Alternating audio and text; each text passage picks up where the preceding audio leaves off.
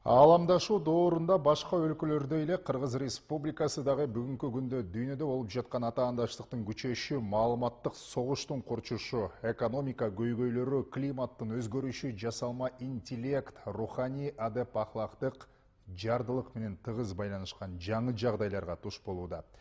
Ооба, бир жагынан алып караганда өзгөрүү доорунда жаңы мүмкүнчүлүктөр жаралат, бирок бүгүнкү дүйнөдөгү өзгөрүүлөр шартында жогоруда айтылган жараяндарга ыңгайлашып, жаңы көчкө чыйыр салып кетүү биздин башкы милдетибиз, деди курултайда кыргызстандыктар кайрылуусунда президент Садыр Жапаров. Биз бүгүн ушул ойдун айланасында кеп кылабыз. Бул үчүн студияга педагогика илимдеринин кандидаты, доцент Кызай Зулпуеваны чакырганбыз. Саламатсызбы? Саламатсызбы. Кош келиптирсиз. Рахмат. Ар бир экономикалык өнүгүүнүн артында руханий жана маданий өзөк турат да. Адамдардын руханий калыптануусу, руханий тарбиялануусу дегенде эле адат эң биринчи ал адамдын ыйманы, адеп ахлагы жөнүндө биз кеп кылышыбыз керек. Бүгүнкү күндө болуп көрбөгөндөй коом тарбияга да бир жаңы багытка муктаж болуп турат. Болгону дагы ушул бир руханий жардылык жаралып, бул жааттан биз аксап турабызбы деген бир ой турат. Илимий интеллигенция, окумуштуулар, ушул илим жаатында сиз сыяктуу адамдар коомду тазартууда, адамды руханий тарбиялоодо өтө чоң бир маанилүү роль ойнойт. Анан бүгүнкү күндө ушул багытта бул эми чоң, абдан терең, маанилүү тема болуп атпайбы? Биз канткенде тазартабыз, кантип ошол руханий жардылыкты толтурабыз, кантип адеп ахлакты күчөтөбүз деп. Улуттук нарк, үй бүлө бекемдиги деген дагы маанилүү маселелер азыр абдан күн сайын актуалдуу болуп атат да. Рахмат, мен жооп берейин. Сиз аябай жакшы сөз айттыңыз. Кече биздин Садыр Жапаров ааламдашуу. Ааламдашуу дегенди биз эмнени түшүнөбүз? Ааламдашуу это глобализация да. Бул дүйнөлүк интернет заманы келди бизгечи. Бул ааламдашуунун билим берүүгө тийгизген таасирин карап көрөлү. Бизге бир суроо коюшубуз керек алдыга. Биздин өсүп келе жаткан жаш буундар дүйнөлүк аренага чыкканда атаандаштыкка туруштук береби деген суроо бизди, ар бир илимпозду, ата энени, мугалимди азыр ойлондуруш керек. Береби, бербейби деген суроо коюшубуз керек да.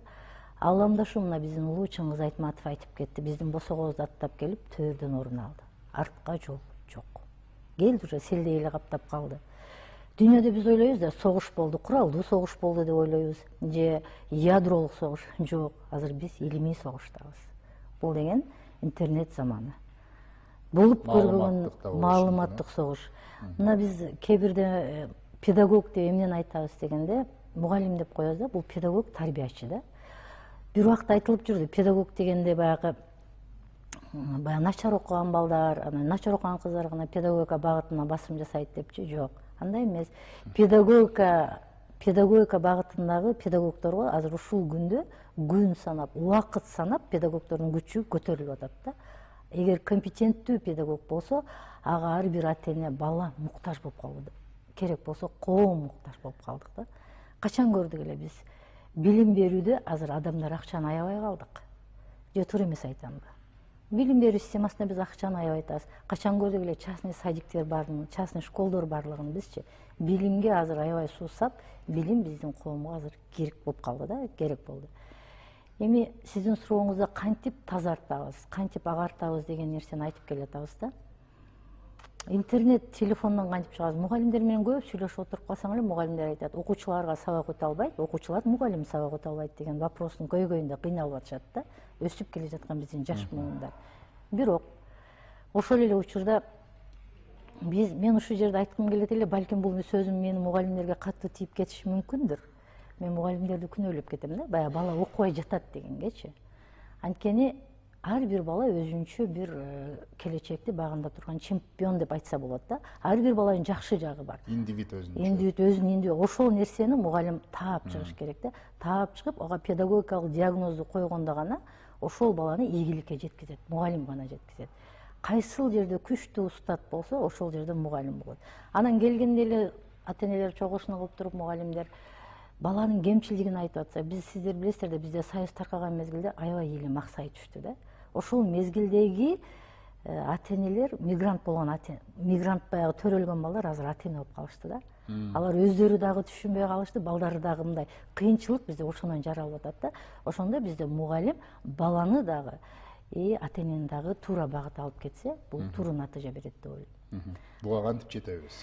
Буга жетиш үчүн мен мына өткөндө азыр мен ар бир окуу жайларга барганда биз доклад окуп атабыз, жырткычтын касиети деген темада. Жырткыч деген ким, бул эмне дегенде баары эле таң калуу менен угуп атат. Бул мага каяктан келди бул ой? Чыңгыз Айтматтын баягы туулган күнү болуп атканда отуруп эле жаздым, анан ушул боюнча аябай жакшы бир макала жараттым. Мисалы, карышкырды алайлы. Карышкырда ушундай бир касиет бар экен да. Карышкырлар ушул теманы мен балдарга даже эксперимент жүргүзүп көргөндө колундагы телефонду дагы ташашты. Алар өздөрүнүн ким экенин айта башташты да. Мына сиздерге дагы айтып көрөйүн, балким сиз кошуласыз мага дагы ушул жерде. Карышкырлар эч качан өздөрүнүн баягы клан боюнча клан таштабайт экен. Дайыма алып чогуу жүрөт экен да. Карышкыр эч качан жугунду ичпейт экен. Карышкыр эч качан мойнунан жипке байлатпайт экен өзүнө.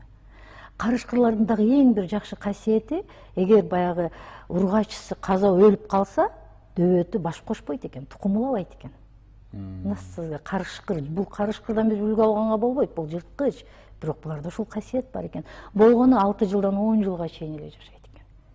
Ал ошол мезгилде да өзүнүн бөөрүлүк касиетин сактайт экен да. Мына жырткычтын касиети каякта жатат.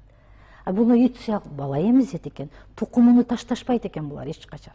Эгерде кокус тукумун алып кетсе, баягы бөлтүрүктөрдүн бири уурдап кетсе алып кетет экен. Келиңизчи ушул жерде сизге мен суроо берип көрсөм болобу? Бериңиз. Кыямат деген чыгарманы жакшы билесиз да. Ошондо эмне үчүн ак бара баланы алып качып кетти? Эмне үчүн алып качып кетти деп ойлойсуз? Себеби дегенде бөлтүрүктөрүн алган өч алуу максатында. Өч алуу максатында деп ойлойсуз, деп бул сиздин. Эми жырткычтын мындай эс тутуму абдан эле мыкты. Эми сизге мен суроо берип көрөйүн. Эгер өч алгысы келсе, карышкыр ошол жерде эле чайнап таштаса болбойбу? Же балага күчү жетпеди деп ойлойсузбу? Мен ушул суроолорду берем да балдаргачы, кызыктырыш үчүн, алардын ички туюмун сууруп чыгыш үчүн берем. Сиз кандай пикирдесиз өзүңүз? Мен өз пикиримде бул жерде ак бааранын энелик инстинкт койгондо. Энелик, эгер ошол жерде атпаганда карышкырды, ал балким үңкүргө апарып баланы багып алмак эле да. Аны атып салды да. Эгер баланы өлтүргүсү келсе, сиз ойлогондой өч алгысы келсе, ошол жерде эле өлтүрүп салмактан. Ошол жерде эле кекиртегинен кармап туруп эле жок кылып коймакта. Жок. Ал баласыны эмизейин деп, эмчектеги сүт агып, баягы энелик инстинкт ачылды да. Анан ушул суроону бергенден кийин мен айтып калам да. Карышкырдын энелик инстинкт койгонгон эмне үчүн биз адам заты ушунчалык төмөн түштүк деген суроону мен кыздарга коем да. Эмне үчүн биздин кыздар мусорго балдарын таштай башташты? Эмне үчүн биз сойкуга айланып кетип атабыз? Биз 20 жыл жашайт экенбиз. Эмне карышкырларда психолог барбы, же педагог барбы, же ата эне барбы тарбиялаган? Бирок алар өз касиетин сактап атышат. Эмне үчүн биз адам заты ушундай бир төмөнгө түшүп кеттик деген суроону койгондо, менде окуткан баягы студенттерим же балдар аябай обсуждение күчөйт да ошол жердечи. Анан телефонду дагы ыргытышат. Эжеке, ал өч агыс келип, да, Маугли мынтип багып алган, карышкыр мындай болгон, карышкыр даже эжеке деп бир бала айтып атпайбы, карышкырлар дейт, карып калган ата энесине дагы эт апарып берүүчү жаныбарга кирет экен деп мага айтып баштап атат да. Келгилечи анда силер ушул боюнча слайд жасагылачы десем, жасаган слайдтарын көрсөңүз, кээде мындай ыйлан келет да, телефонду дагы таштай беришти. А сиз бул жерде түшүнүп атасызбы идеологияны? Карышкырды биз жырткычтан үлгү албагыла деп атам. Бирок ошол эле учурда адамдык касиетти сууруп атабыз да. Мына көрдүңүзбү? Биз ушул нерселер бизге жетпей жатат. Жана көйгөй дейсиз. Эмне үчүн биз баягы ийнелик менен кумуска деген жомокту азырга чейин окуйбуз? Анын мааниси бар да. Эмне үчүн биздин кыргыздарда ушундай бир жөнөкөй жомоктор жок деп мен ойлоном да кээдечи, балдарга жете турган. Эмне үчүн алтын балыкты биз азырга чейин окуйбуз? Акыры келип тешикте карап отуруп каласың деп. Идеологиянын жоктугу да ушулчу. Биз ушулар боюнча кичинекей бир кыска жомокторду, жаныбарлардын, буну Василий Сухомлинский деген айткан да, педагогик илимдин баягы аталары эми улуу педагог айткан да, жаратылыш менен балдарды окутсаң, ал балага сенин берген билимиң сиңимдүү болот деп айткан да.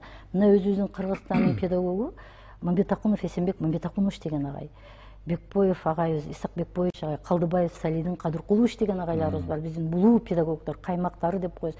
Мына ушул агайлардын эмгектерин биз окусак, ушундай бир айтып атат да, баланы ойлоп өзүнө өзү тарбияласын деген китептер бар да. Биз ошолорду пайдалансак, окусак жакшы эле нерселер бар. Бирок аны окутканга, аны жеткизгенге компетенттүү мугалимге биз муктаж болуп атабыз да. Биздин көйгөй ушул болуп атат да. Эгер биз ушул көйгөйдү жойсок, жетишебиз жакшы. Буюрса баары жакшы кетип атат. Ооба. Эми сиз айткандай маселе айта берсек, маселе абдан көп. Анан маселенин тереңинен чукуй берсең көп чыга берет. Биз аны кантип чечишибиз керек деген бир дал конкреттүү жооп издешибиз керек болуп атат да. Сиздин айтып атканыңыздан мен бир нерсени түшүнүп атам. Демек азыр компетенттүү мугалимдер аз деп атасыз. Аз болуп атат, компетенттүү. Көп учурда мугалим болобу, ата эне болобу айтып калышат го, эми тарбиялабашыбыз керек биз балдарды, үлгү болушубуз керек деп. Балким чоңдор, ата энелер, мугалимдер өздөрү үлгү болбой атабы? Бул дагы туура. Мен жанагы жырткычтын касиети деген темада баягы ууга чыкканда карышкырлар ушуну да камтып кеткенбиз. Биринчи кезекте карышкырдын улуулары, орукчандары кетет экен да. Эгерде кандайдыр бир кырсык же бир душман колсоса, оор кырдал болсо, алар өздөрүнүн төшүн тосуп берет экен да.